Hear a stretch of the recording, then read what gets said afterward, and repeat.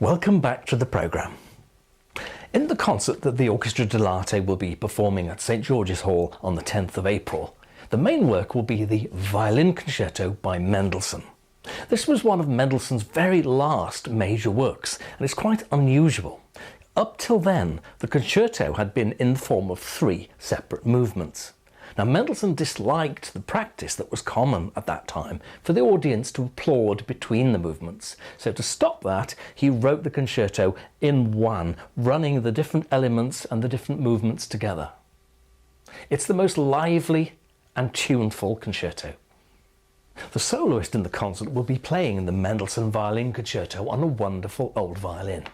Now that's an interesting question. Which are better, the old instruments or the new instruments? We went to ask an expert from the Neston firm of Ross Violins, Ben Ross. So Ben, we've got this wonderful soloist coming to join us at St George's Hall, Wolfgang David, all the way from Vienna. David. He's going to play the Mendelssohn Violin Concerto. Super. He's got this wonderful violin by Bergonzi. Now, Right. what is it that makes this so special? Right, well, the violin by Bergonzi. Wolfgang David plays the 1715 Carlo Bergonzi. Carlo Bergonzi was a maker contemporary to Antonio Stradivari in Cremona in Italy, northern Italy. It's a very important area for violin making. Antonio Stradivari is known as the father of violin making in a way. He comes from a very long line of violin makers. The Amati families were responsible for an enormous amount in Cremona, and his tutor, Andrea Amati, was the originator of the violin in a way. So he was before Stradivari? Before Stradivari. That's the name you always hear, though, is Stradivarius, isn't it? Andrea Amati was the grandfather of violin making. So Stradivari is referred to as the father of violin making. Both very, very important. There were various commissions that passed down from the Amati line to Stradivari instead of their own relations in the workshop. But Stradivari had an enormous workshop. He was a very, very popular man, a businessman. He was a scientist. He was incredibly important in the world of the violin, and everybody knows his name.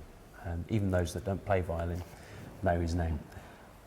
The workshops around him at the time weren't considered very important. Those of Guarneri and Roggieri, Bergonzi, again, Carlo Bergonzi. Carlo Bergonzi is rumoured to have worked for Stradivari. Stradivari was prolific. He needed to give outwork to different people. His own sons worked in the workshop, but even so, with those, in his lifetime, he's rumoured to have made over 1,000 violins, 1,100 violins. How much of the violin would he have made himself? Would he have... Exactly, that's the point. That's the question. That's the question. And so there are all sorts of instruments. Even in the 1960s, we were finding instruments by Antonio Stradivari with School of Antonio Stradivari labels in. But they were definitely made in his workshop. Labels have been changed. We don't actually know exactly how many violins he made, but it was certainly prolific. Now, Carlo Bergonzi had a workshop right next door. He had a workshop in Cremona, right in the centre, round the corner from the Amatis, down the road from Guarneri. He was right next door. He was repairing, apparently, for Antonio Stradivari. After Strad's death, he was the person that took on a lot of the work from the workshop. He was also he was responsible for purchasing some of the instruments. There's a rumour that says he acquired some of these instruments and took them apart to try and figure out how Stradivari made his wonderful instruments. Would they have been rivals?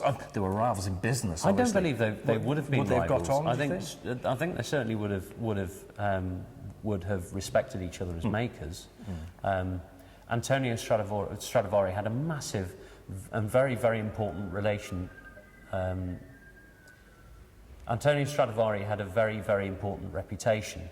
He'd made a reputation for himself in a very big way. He was involved in all sorts of different businesses, not just violin making. He was a scientist, he was a tradesman, he was a businessman. He invested in the textiles industry. He did all sorts of things that were other than violin making. That's something we never hear about. No, that's right.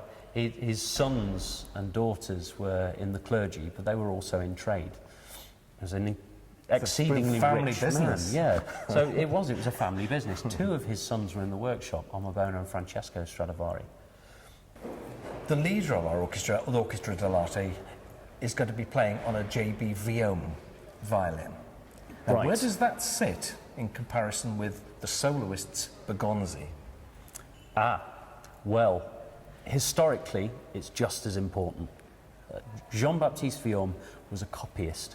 He was a very, very good copyist. He was a very famous maker from the early 1800s. And the instrument that Andrew plays is by JeanBaptiste Vyom. It's an instrument called Saint Nicolas. It's one of the best instruments that JeanBaptiste Vyom ever made. JeanBaptiste Vyom was a very important maker in France, but actually it's because of the way he developed his career. Very early on, he decided to copy the instruments of Antonio Stradivari and Guarneri and the such like. They were very difficult to come by, and eventually he met a chap called Luigi Torresio. He's also known as the Great Violin Hunter. Brought lots of instruments to Paris from Cremona of all of the great makers. JeanBaptiste Vyom made prolifically, but he copied all of the instruments in every single detail very, very well.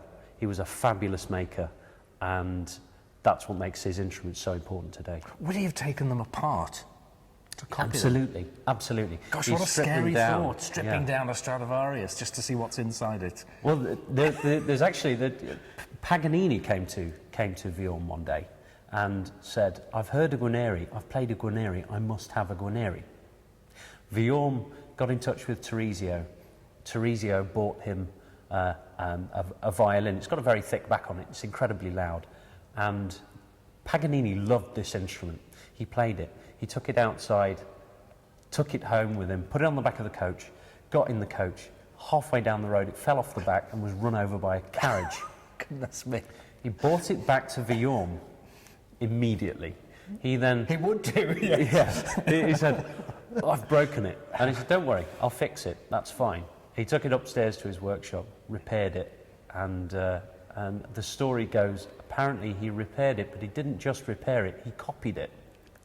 He gave Paganini the copy, and he played the copy, and he said, "This is wonderful, it's absolutely brilliant, it's better than ever." And he said, "Well, actually, that's not yours. This one's yours," and gave it back. He said, "Oh, it's wonderful, thank you very much." So he was a fabulous repairer, but constantly experimenting. In order to copy these instruments in such great detail, you would have to take them apart. You'd have to take the front off. Because back in the 1800s, they didn't have MRI scanners, they didn't have X-ray machines, where we do today, and we also do it. So amongst players and makers, there's an argument. Are the old instruments better than the new? The answer is possibly. There's actually a double-blind test done in America during a violin competition, and a very important maker, scientist also, luthier, but also a scientist, Joseph Curtin, alongside another scientist, conducted some research. They got 21 players made up of 4 contestants, 2 judges, and the rest were from the orchestra they were playing with at the time. And they got them, all using their own bows, to try out some Stradivari violins, 2 Stradivari violins, 1 Guarneri violin, and 3 modern violins from very prominent modern makers. Oh, what an interesting test. Incredibly interesting. The most interesting point was that one of the Stradivaris came out as the least favourite instrument. No. One of the Stradivaris came out as the least favourite instrument, and one of the new instruments was by far the favourite.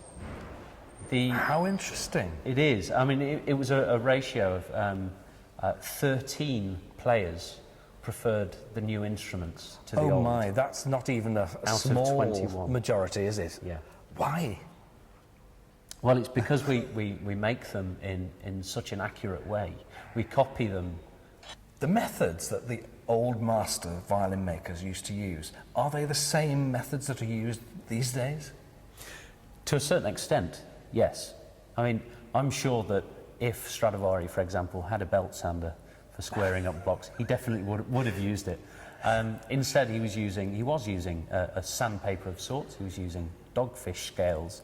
But as far as the tools and the methods and the accuracy are concerned, most modern makers these days are working in exactly the same ways they were 300, 400 and 500 years ago. You don't think of things like sandpaper. I suppose it had to be invented at some time. Absolutely. So they used, what was it? Dogfish scales. Dogfish scales. You take a piece of dogfish skin, dry it out, flatten it, stretch it on a board, and then it has a coarseness. Have you tried an it? abrasive texture. Have you tried it on your instruments? I'm not a fan of fish, to be honest, so, and it seems too much of a waste to use the skin and not eat the fish. So.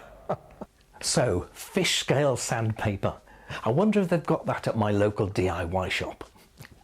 I think the thing is, though, as long as an instrument is good, it doesn't matter whether it's old or new.